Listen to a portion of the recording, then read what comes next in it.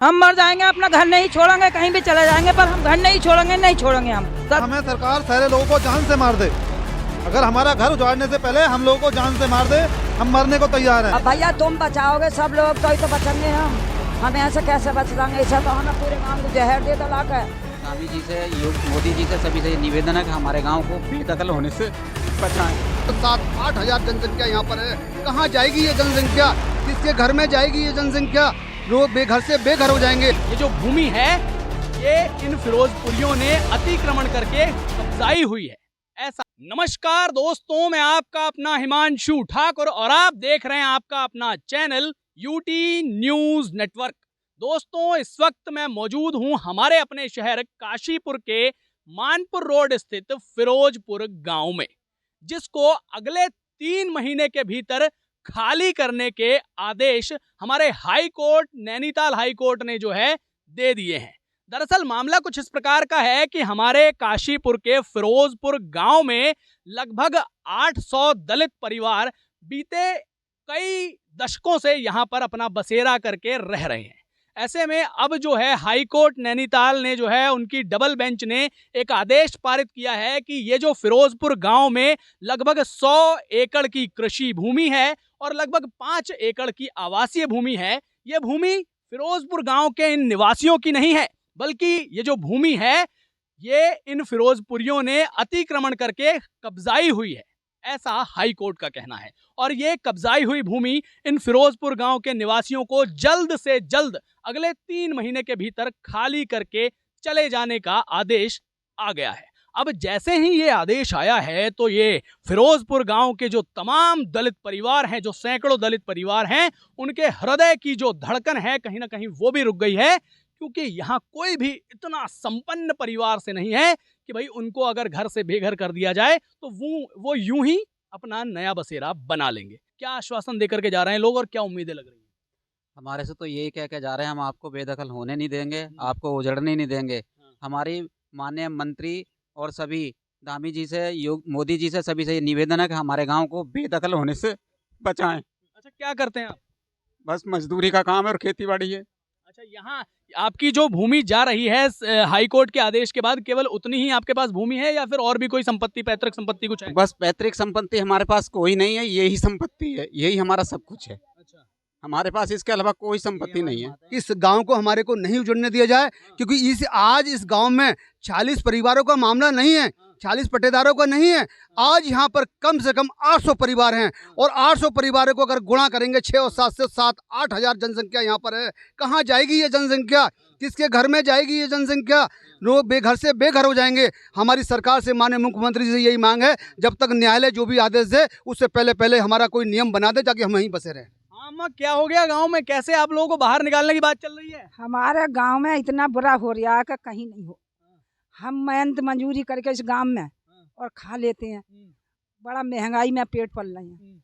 अब हम ये चाह रहे हैं कि हमारी जो छप्पर मढ़ैयाँ हैं जो बची रहे, जो बच जा।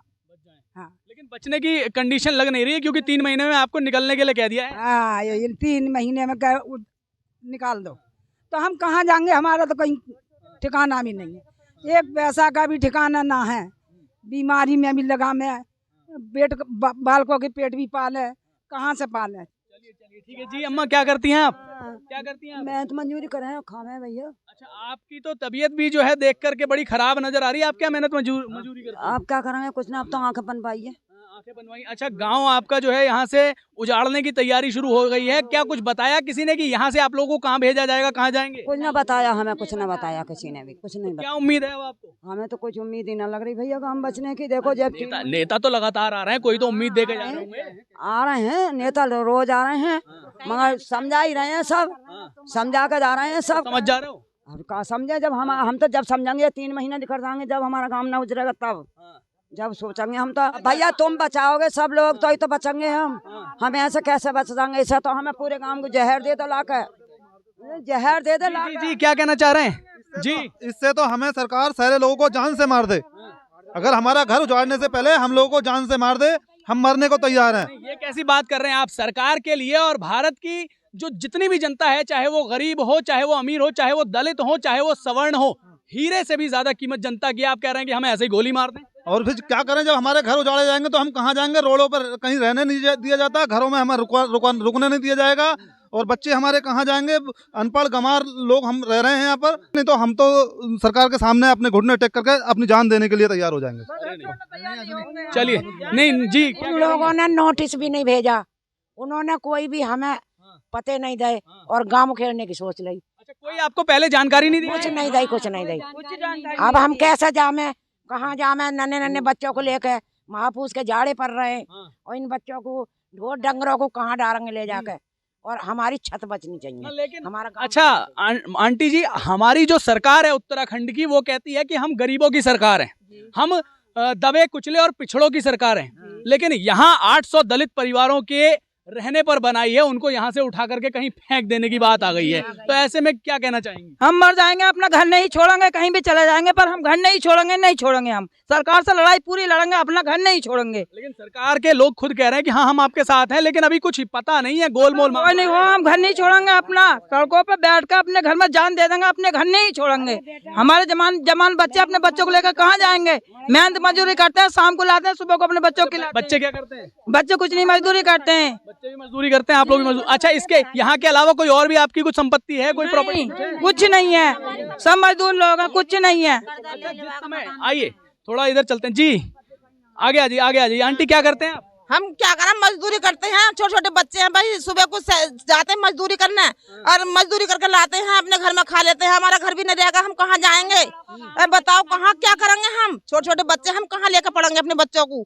कोई उम्मीद लग रही है? जैसे मेरे ख्याल से आधा महीने से ज्यादा समय हो गया आप लोगों को यहाँ पे संघर्ष करते हो, कुछ उम्मीद है? अभी कोई उम्मीद नहीं है इस किसी बात की। कब तक खाली करने का आदेश है?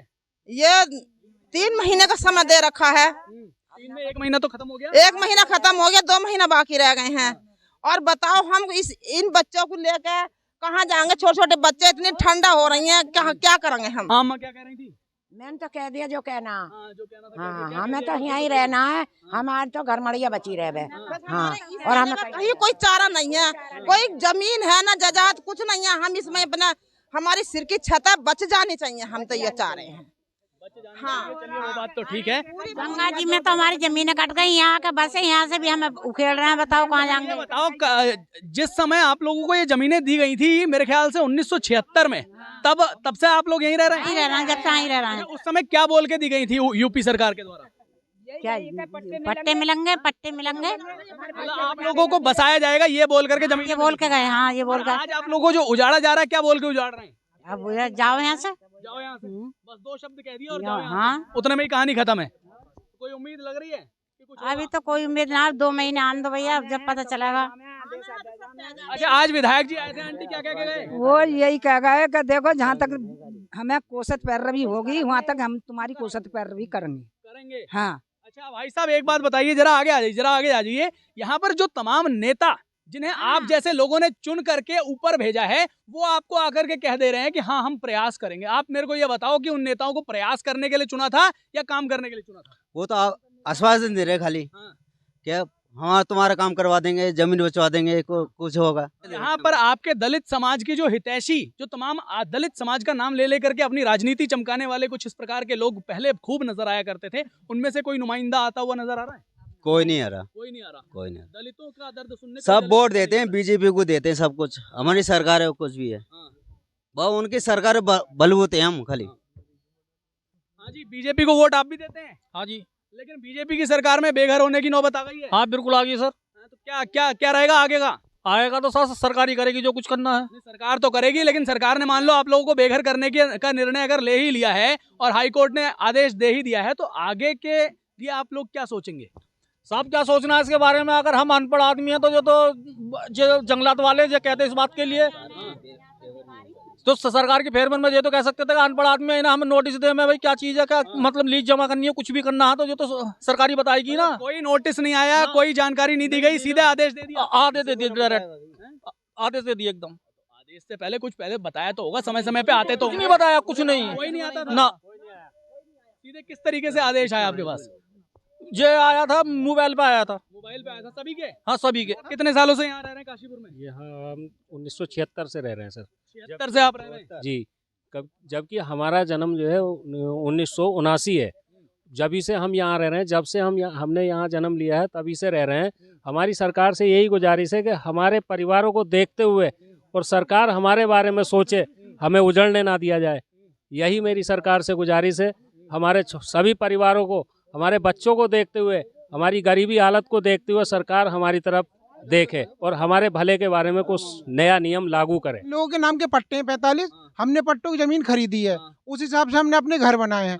ये इन लोगों की कमी है, किस वजह से क्यों गया है वो। मगर आज इनका लड़का भाई साहब पता है ना, 1 हफ्ते से बाहर है, बेचारा मर गया, जिंदा है, कहाँ है, क्या क्या क्या क्या दिक्कत है वो कोई जानकारी नहीं है। ये बताइए, आपकी भी जमीन आ रही है इसमें? किसमें?